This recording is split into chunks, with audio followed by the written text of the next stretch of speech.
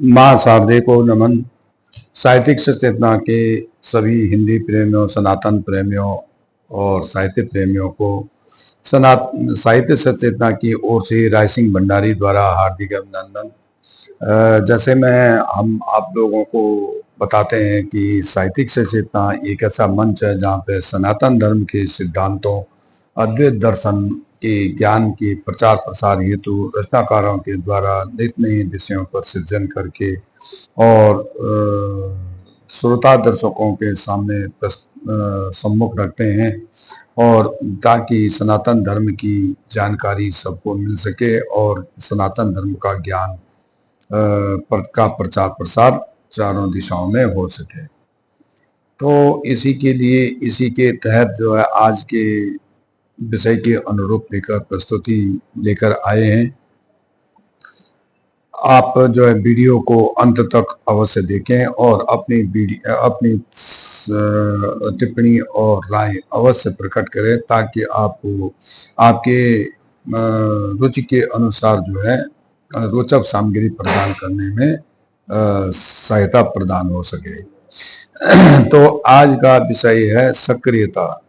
सक्रियता क्या है?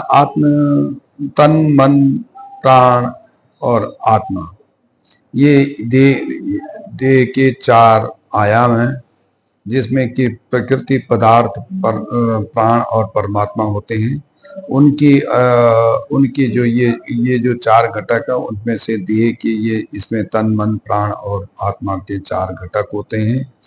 तन, मन, प्राण, आत्मा में एक तन शारीरिक होता है, मन मानसिक होता है, प्राण भावात्मक होता है और आत्मा चेतना होती है। तो चेतना के अलग अलग स्तर होते हैं। चेतना के अलग अलग आयाम के आत्मा के अलग अलग आयाम हैं। आत्मा, चेतना और विवेक तीनों एक ही है। इसमें जो है कि आत्म चैतन्य है, आत्म बिंदु है, आत्म स्तर है और आत्म स्वरूप है। तो इसके भी आत्मा के भी बहुत चतुष्टय होते हैं।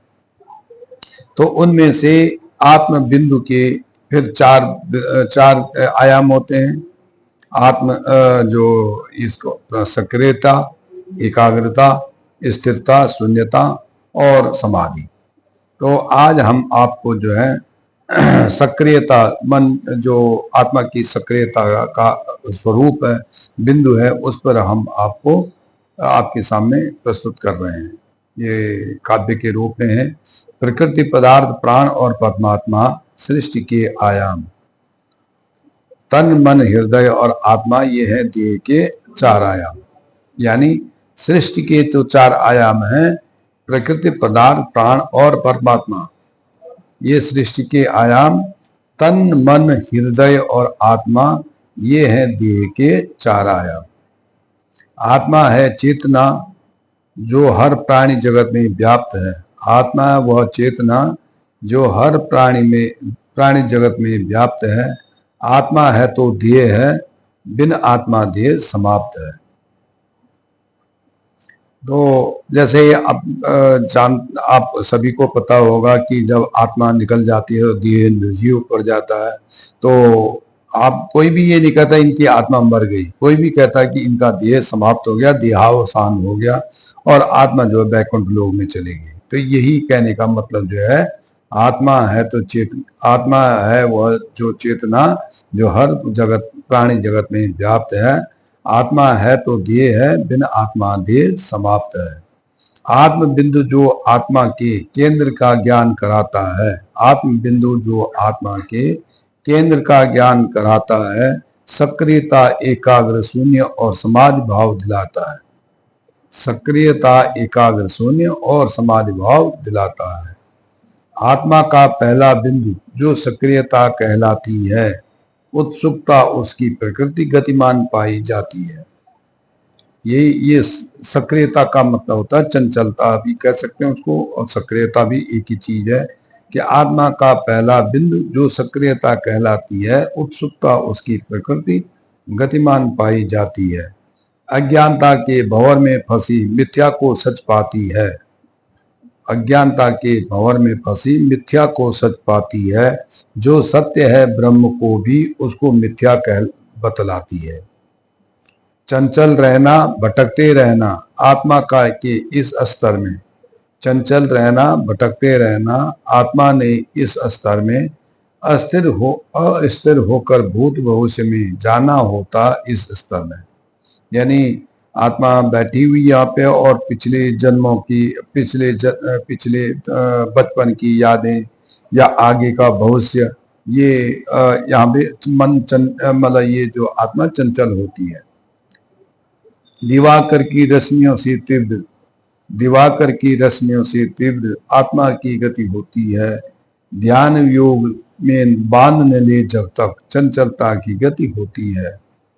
आत्मा का चरम बिंदु समाधिस्थ होना, आत्मा का चरम बिंदु समाधिस्थ होना, तभी समाधान मिलता है। आत्मा से परमात्मा का मिलन हो, जीवन सफल बन जाता है।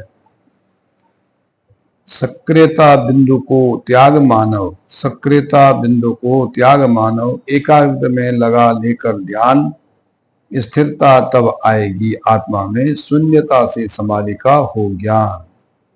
अर्थात एकाग्र, जब तक आप सक्रियता को साथ रखोगे, तब तक, जब तक चंचलता साथ रहेगी, तब तक न तो स्थिरता आएगी, न एकाग्रता आएगी, न तो शून्यता आएगी और न तो समाधि में आप जा पाएंगे।